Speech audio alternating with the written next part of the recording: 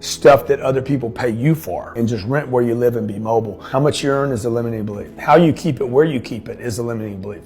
And just rent where you live and be mobile. I'm Rob Tetrault, and I'm about to react to Finfluencers' commentary on social media. Some of these are pretty crazy. Here we go. If you have money in the bank or equity in your house, or you have a retirement account, you have a limiting belief about money. You're saving for a rainy day. You have equity in your home waiting to pay it off in 30 years. Completely ridiculous. No high performance person needs to worry about paying their house off. You should rent where you live. Own stuff that other people pay you for, and just rent where you live and be mobile. How much you earn is a limiting belief. How you keep it, where you keep it is a limiting belief. And just rent where you live and be mobile. You're making some serious assumptions here, Grant. You're assuming that everyone is like you or has that type A, nothing else matters in life except getting the most amount of money possible. There are other people in life that have different goals, and some of those goals might be to travel, to spend time with their kids, to excel at personal things that aren't money or finance related. So your goals aren't necessarily everyone else's, and I think it's perfectly fine to set a goal that you want to pay your house off in 30 years if that's coupled with other goals, right? Setting goals doesn't have to be, I want to be a billionaire. You can actually be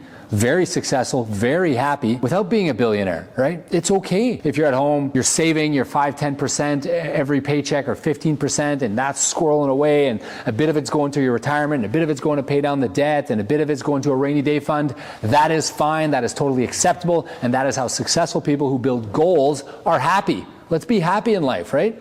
Credit cards, stupid. Stupid.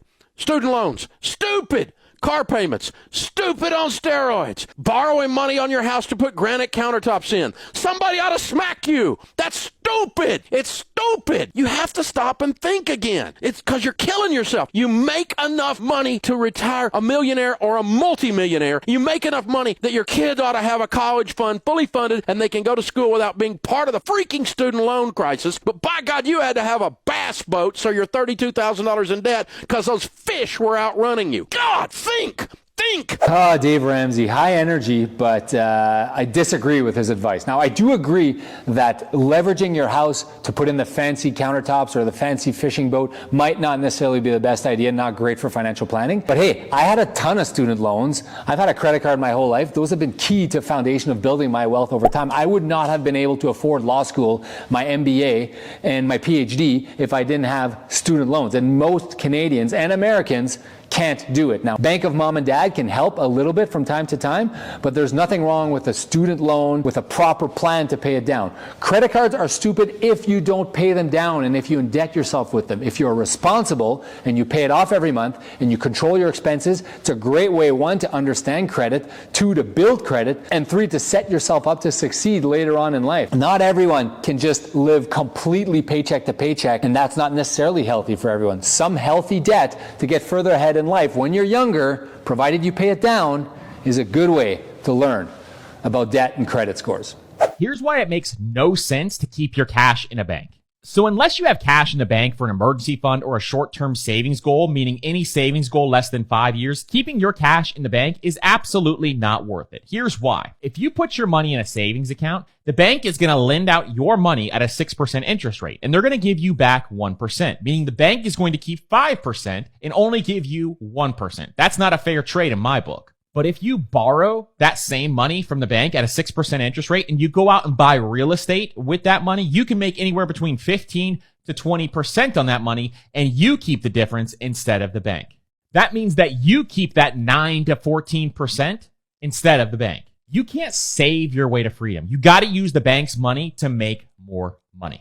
All right, so this Andrew guy brings up a great point, right? There's a bunch of different ways you can grow your wealth. One of them, for people who don't have high risk tolerance, is to leave it in cash. Cash is an asset class. Short-term debt, it's an asset class. It works for some people. The suggestion he's making to put all of it in real estate obviously is not a good strategy. For most people, what you want is your money working for you. Yes, Andrew, you want your money working for you. That doesn't necessarily mean that you have to put all your money in real estate. Invest in a diversified portfolio. Buy some stocks stocks. Buy some quality stocks, some growth names, some value names, some US names, some Canadian names, maybe a little bit of infrastructure, some farmland, right? All of these are good investments. Now, they're not necessarily all going to make the same return, but that's why you build a diversified portfolio, Andrew. You don't just take all your money and put it all in real estate. That's ridiculous. What if there's a real estate crisis? What if there's a recession? What if all of those asset classes fail to perform?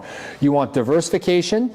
If you can handle the risk, if you can handle the volatility, you absolutely don't want your money sitting at 1% in the bank. People out here flexing that they make 10K a day. What is that? 300K a month, 3 million a year. 10 years, that's 30 million. 40% taxes. What are you left with? Okay, let's say you're left with 20. Living expenses, you're left with 15. You just worked 10 years and you have 15 million in the bank. I know that sounds like a lot of money, but it ain't a lot of money because you can spend it really fast. Sure, you can scale 10, 20, 30K days, but if you want to get the big numbers, you need to be playing a completely different game. Flexing that they make 10K a day. What is that? 300K a month. Ah, Luke. 40%. Luke, dude, if you're generating 10K a day in revenue in any business, you're among the elite, ultra successful entrepreneurs of all time, right? 300 grand a month of top line revenue. And I think he's referring to perhaps bottom line. Nobody's doing that kind of revenue. So yes, you're among the elite. Now the question I would ask Luke, why are you not able to make it on 15 million?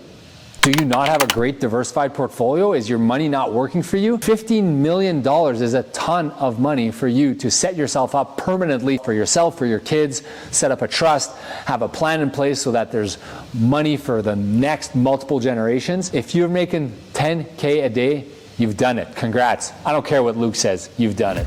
If you like these videos in the reaction series, drop a like, drop a comment, and obviously go check out the other reaction vids I've done. Let me know if you want me to do more of these. See you in the next video.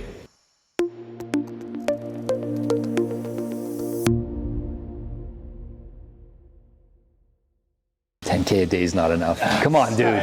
Come on. What planet are you on, Luke? 10K a day is enough for people to live and be happy and successful, especially in Winnipeg. Start buying houses a weekend. Buy the whole street.